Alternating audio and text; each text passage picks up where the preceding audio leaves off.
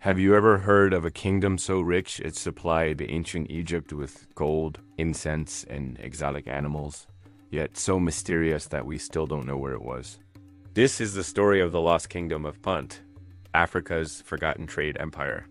For thousands of years, this powerful civilization thrived, yet it left behind almost no ruins, vanishing into the mists of time. Scholars have been debating its location for centuries. Was it in modern-day Somalia, Eritrea, Ethiopia, or Sudan? The evidence is scattered, a puzzle waiting to be solved.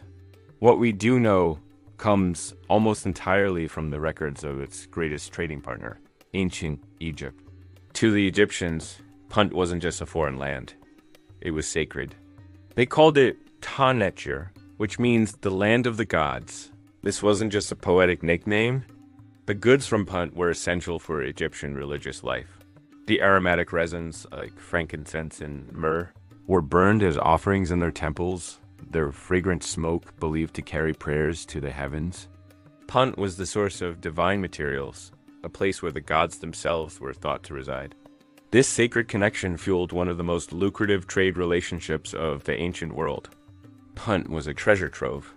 Imagine caravans and ships laden with shimmering gold, fragrant mounds of frankincense and myrrh, and dark, polished ebony wood. They also brought back exotic animals that fascinated the Egyptians: graceful giraffes, mischievous baboons, and sleek panthers. Rare trees and plants were also part of this exchange, things the Egyptians couldn't find in their own land. This incredible wealth made Punt one of the most important and richest trading partners of the mighty Egyptian pharaohs. The kingdom's economy was built on this international commerce, making it a major power in the ancient world. One of the most famous chapters in Punt's history is the legendary voyage ordered by one of Egypt's most powerful female rulers, Pharaoh Hatshepsut. Around 1500 BCE, she commissioned a massive naval expedition, sending a fleet of enormous ships on a daring journey south along the Red Sea. This wasn't just a trade mission. It was a grand statement of her power and piety. The success of this expedition is immortalized in stunning detail on the walls of her mortuary temple at Deir el-Bahari. The carvings show the entire story: the Egyptian ships arriving in Punt, the warm reception from the Puntite people, and the incredible cargo they brought back. Her fleet returned to Egypt carrying unbelievable treasures. They didn't just bring back processed myrrh. They brought back 31 living myrrh trees, complete with their root balls, to be planted in the gardens of her temple. This was an incredible feat of ancient horticulture. Alongside the trees came heaps of gold, piles of ivory, mountains of incense, and a menagerie of exotic animals. The carvings depict the people of Punt, their unusual homes built on stilts, and their ruler, King Parahu, and his wife, Queen Ati. This expedition was a triumph, celebrated as one of the greatest achievements of Hatshepsut's reign. What's truly remarkable about the relationship between Egypt and Punt is how peaceful it was. In an age where empires were often built through conquest and warfare, Egypt and Punt maintained a relationship based almost entirely on trade, diplomacy, and mutual respect. Egyptian records rarely, if ever, mention conflict with the Puntites.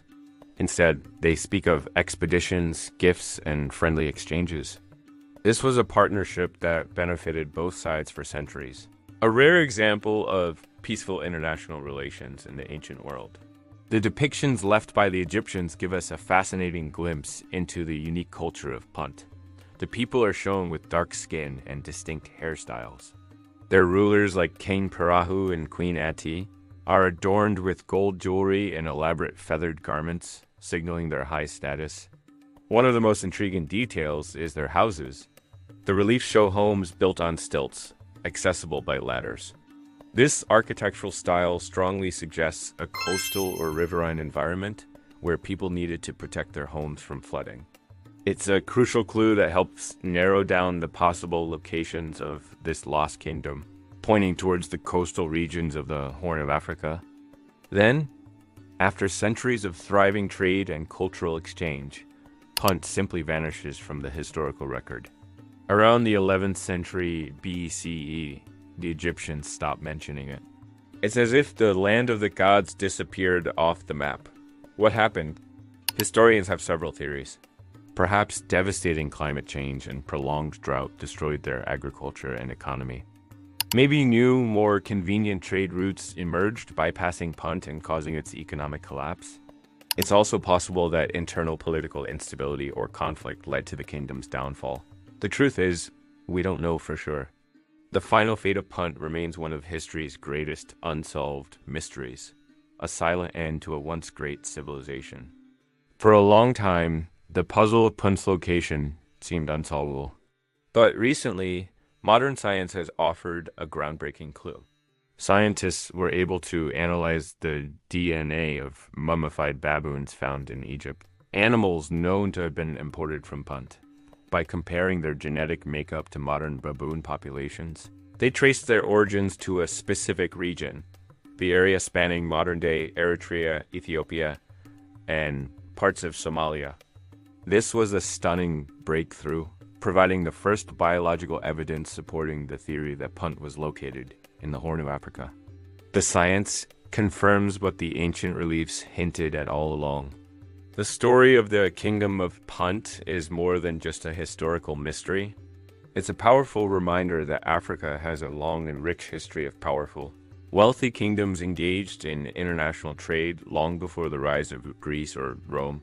Punt was a sophisticated society, a major player on the world stage, and a testament to the continent's ancient global connections.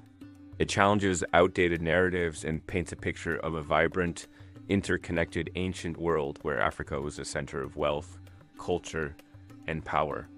The search for Punt continues, with archaeologists and historians piecing together clues from ancient texts, artwork, and now even DNA. Each discovery brings us one step closer to uncovering the full story of this incredible lost kingdom. Thank you so much for joining me on this journey to the land of the gods. If you enjoyed this exploration into one of history's greatest mysteries, please hit that like button and subscribe for more adventures into the past. Let me know in the comments what you think. Where do you believe the kingdom of Punt was located? Thanks for watching.